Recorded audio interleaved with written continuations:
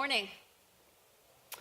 Well, in the wake of the explosion of allegations against Harvey Weinstein and other business leaders across many sectors, the Me Too movement spread like wildfire. After decades of silence on the issue of sexual harassment in the workplace, women from all walks of life came forward to join the chorus of women saying, "Enough is enough." Time's Up was founded in January as a response to the Me Too movement and has since raised over $20 million for its legal defense fund and gathered over 200 volunteer lawyers to help women who have filed allegations. Sophia Bush was one of the 300 signatories on the organization's first open letter that stated in part, "The systemic gender inequality and imbalance of power in the workplace fosters an environment that is ripe for abuse and harassment against women." And for those companies who think that their policies and training programs that were in place before Me Too, that they were sufficient, it's time for a reality check. These movements have effectively put CEOs and business leaders on notice that the time is now to address these issues and eradicate sexual harassment in the workplace once and for all. So what can they do now, and how do we make the most of the momentum of this movement? That's what we'll try to answer today. So Sophia, I'll start with you. Many in the entertainment industry knew about this issue. You know, when the allegations about Harvey Weinstein came out, there were people that said, "We all effing knew." And if you're an actress, you've experienced this in one form or another. Women did speak out. Thandie Newton spoke out and was basically ignored. Some women were paid off or silenced. What was happening in Hollywood? Why is this happening now? And why is this moment different? Well, I think that what's really important to remember is that we have a major lens on what's been happening in Hollywood because of the nature of the press and because of the nature of the entertainment industry. People know many of these actors and actresses who've made reports. They feel like they know us. They have versions of relationships with us in a way that they may not have with domestic workers, farm workers, women who work in hospitals or in the world of academia. But this happens to women everywhere. 78% of senior-level women in tech, senior-level women, not women in my age range, women who I look up to, have said that they've experienced harassment in the workplace. So I think we need to understand that Hollywood is a very public-facing microcosm for the issue. But in particular, I think what's interesting is that in systems where power is at play, where people are trying to break into competitive industries, or where there is any level of desperation because of economic inequality, because people need that job to feed their kids, pay their mortgage, which is really true of anybody in any industry, you have a culture where power can be manipulated.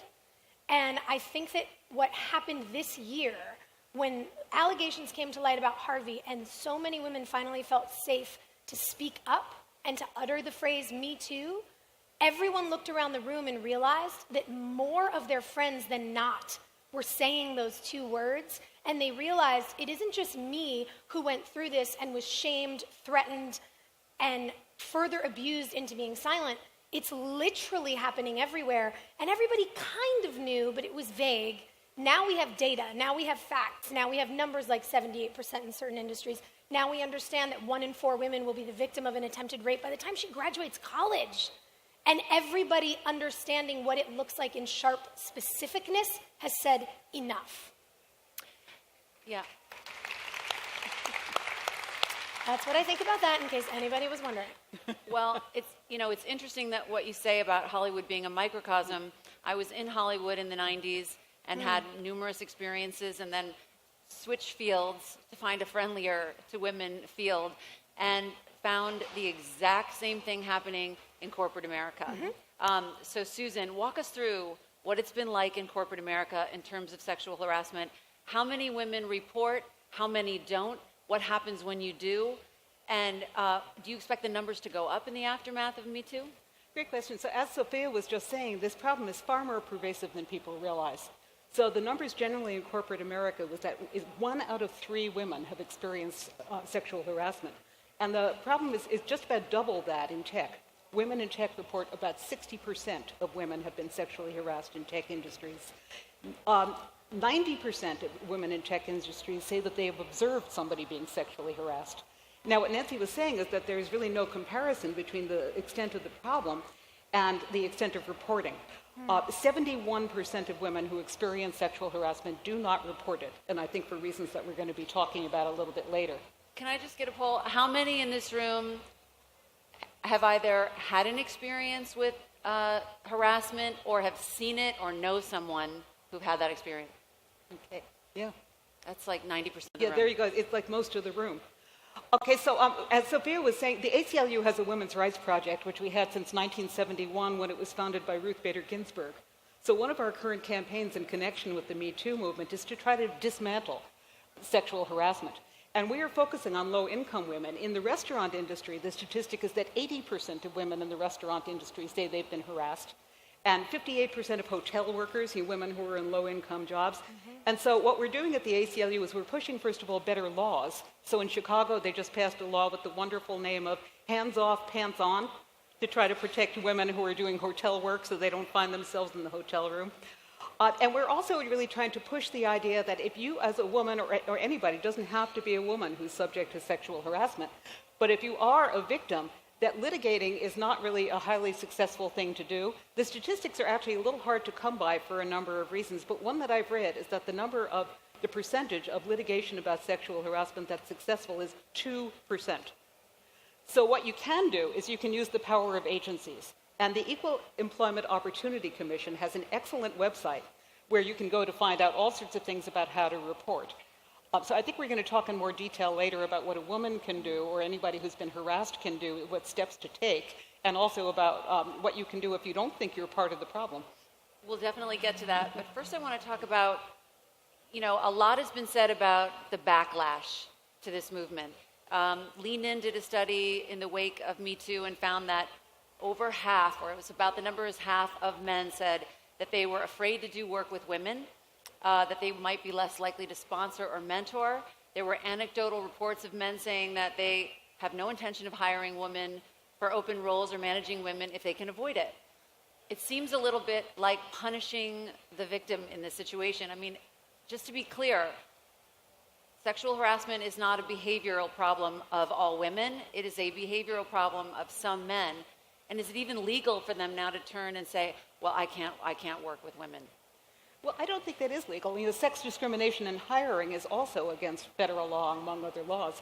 And it seems to me that if a man takes that position, I don't want to hire a woman, so I'll never hear complaints, they're not just punishing the women, they're punishing their company. Because number one, all the studies show us that diversity in a company is good for business. You get more points of view, you're going to do better.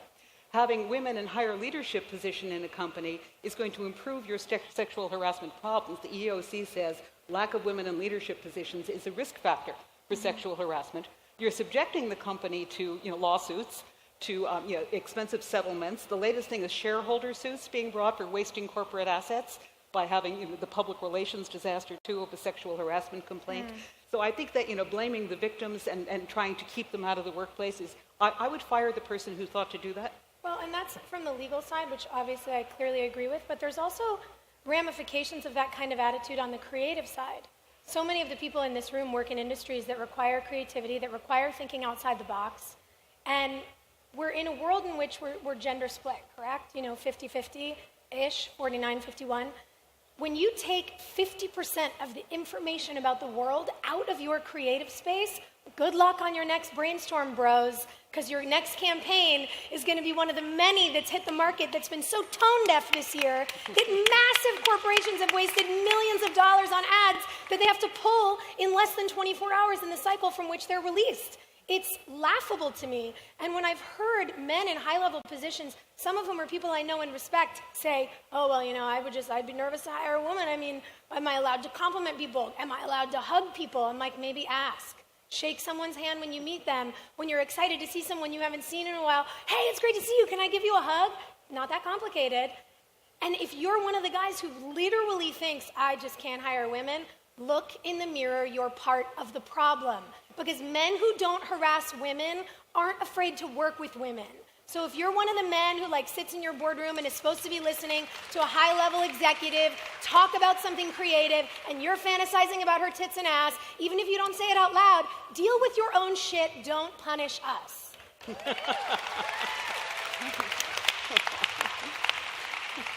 My mic almost flew off after that one. Well, you know, the thing that one of the reasons women don't come forward or haven't come forward until now is retaliation and being basically pushed out of their industry. What's happening now in the case of Ashley Judd, where retaliation is very costly? It's so wonderful because very often prosecuting these issues and going after these people who do threaten your livelihood in a court of law is very difficult. Ashley Judd filed a lawsuit against Harvey Weinstein, which is not solely based on the years of sexual harassment that she had to endure, but it's based on her economic loss. And she has the receipts. Peter Jackson has spoken publicly about how Ashley Judd had her pick of 2 roles in the Lord of the Rings franchise. And Harvey Weinstein then said, Ashley Judd is a nightmare, don't hire her. And Peter Jackson believed Harvey and didn't. So Ashley Judd lost out on not only the compensation of what her salary would have been for one of the greatest blockbuster trilogies of all time, but the potential loss of back-end points on that film. And she has the proof. There is a person coming to her defense, and not just a person, but a man who's being an excellent ally, may I point out, and saying, I did the thing where I believed the man, and I didn't do my research, and I didn't think about it when years later, Miramax hired Ashley over and over and over again. She clearly wasn't a nightmare. She just didn't want to have sex with someone who was disgusting. And she lost out on revenue and earnings that could potentially be in the multi-millions. And so if she wins this suit, it truly does set a precedent that retaliating against someone and damaging their earnings, damaging their place in their career, is quite the legal problem. Well, there's another kind of retaliation, too, which is that I think a lot of women are afraid that if you report somebody having sexually harassed you to HR, that you're going to be fired or demoted, or people will side with him and not her. So one of the things that I think as a lawyer is that one reason why Ashley Judd is doing so well is she has evidence. Peter Jackson is willing to come forward and say, yes, this happened. So number one advice to people who are in a company where you think things are going on, whether you feel like you're the target or the bystander, start documenting. Write down what's happened every single day, have a timeline. If there's any sort of, print out the emails, take a screenshot of the text. And send those things in an email to someone.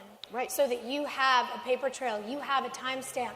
You hear someone say something aside from being completely disgusting, let's be factual, also illegal.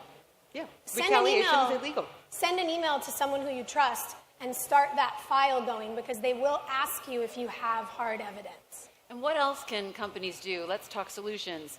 What can companies do to ameliorate this issue in their organizations, particularly, I hate to say it, in tech, which is experiencing a lot of this now? Over 60% of women in tech have reported being sexually harassed. What is Callisto, and how can that help? All voices. Callisto was the college reporting system. That's yours. The other one's mine. You talk about All Voices, and then Susan talk about Callisto. Well, I'll introduce what Sophia is saying, because Sophia has a great program to try to make reporting better, which is step number one. And then I want to talk a little about prevention. But there's this program that's been used in colleges that allows anonymous reporting of sexual assault and harassment, which you're now picking up on. Yes. So one of the things that we find is that there's a bit of a conundrum that people face, and women and men, by the way. We would be remiss if we didn't acknowledge that men are also the victims of sexual harassment and harassment in the workplace. And reporting is often quite difficult. We hear horror stories of college campuses sweeping assaults under the rug because they're not great for their public-facing personas. We hear about HR really burying issues like this because, again, they're not great on reports to CEOs and shareholders. So something that I think comes out of anonymous college reporting, which we need, and also the clear need for a better system.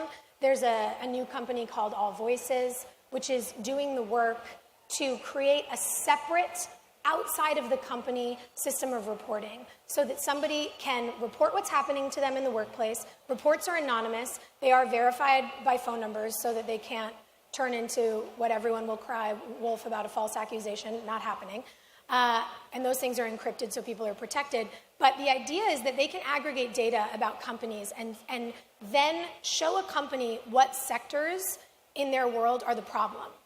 Because you want to take the conflict of interest of most HR departments out. And you can then, through a company like All Voices, create a database, and then your board is looking at this going, oh, it's really the worst in our PR department, or oh, this CFO is the problem, or oh, interesting that where we're seeing the most incidents is in this region, this vertical. And it forces people to have to do something. And it shows patterns, right? Yeah. So if one person, my concern is that if you don't like the person you're working for, who happens to be male, there are going to be people who abuse that system. But in this system, you can see patterns. If there are 4 people complaining about the same person, you've probably got a problem. And then you know where there's smoke, there's fire. But then the next step is to have those complaints taken seriously. So, how many of you think your HR departments are lame? And even if they got the department, they would be ineffectual. So I think what has to happen is either you have to have top-down change, like Blake Irving did at GoDaddy. He just changed the culture of the organization by doing an audit. And you have to tell people that you have to educate them about the problem. So the EEOC on their website also has great training programs, including bystander training, to, as we were saying before, to convince all the men, the silent majority who don't think there's a problem, to understand what feels like sexual harassment to women.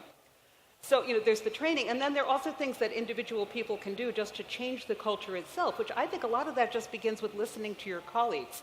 There's a great website that was formed by women in tech after the Uber scandal just happened. Susan Fowler. Yep. Better Brave, BETTER Brave, betterbrave.org, and it's incredible. It has advice for targets, advice for allies, and they can hook up people who are victims with a free lawyer for a consultation. They'll talk to you. So if you have any concerns either about the training or a particular problem, great place to go.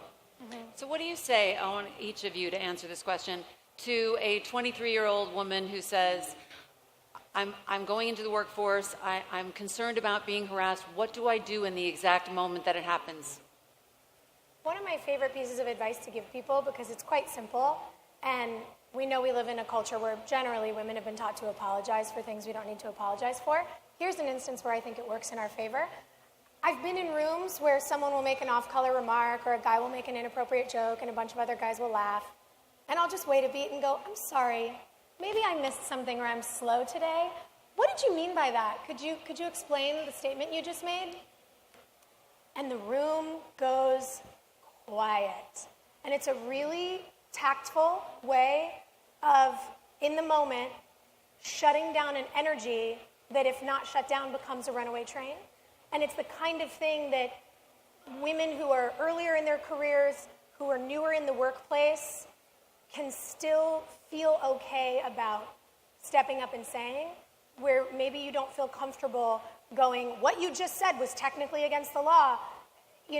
Everybody has to kind of navigate at their own pace, but anybody has the right to ask someone for clarification, and when the clarification is inappropriate, everybody understands what that means. I think that's great if you're as brave as Sophia and if you're comfortable speaking up in whatever way, non-aggressive way.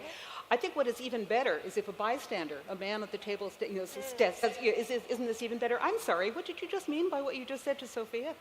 Yes. Even better. So I think, let's just change the culture, be allies, be part of the solution instead of part of the problem. I recently spoke to a very well-known female executive in the banking industry, and I asked her the same question. She seems to have a lot of great answers to questions. And she said, first, just say something to the person. Hey, I love working with you, but that's not going to fly. And say something to the person that you report to, which is, we may want to keep an eye on this person. I don't want to get into the details, but it could be a liability for the organization. So you're not complaining, you're just advising, and you've made it clear, you've put that person on notice so that they have a chance to back off and not necessarily ruin their career. Can I propose one more thing? Because we've been talking about individual companies, the CEO or the people at the company kind of looking around and finding allies and trying to change the culture.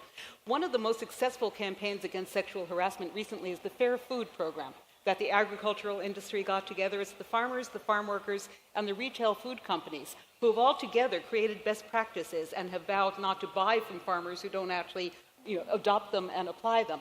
Could you have industry-wide best practices in tech? Okay? We need a tech solution to this problem, and we need for people to get together and change the culture. And they've really solved their problem, really. They really It's solved the eradicated problem. sexual harassment. We could talk for an hour, but we're out of time. Thank you so much for being here today. Thank you. Thank you.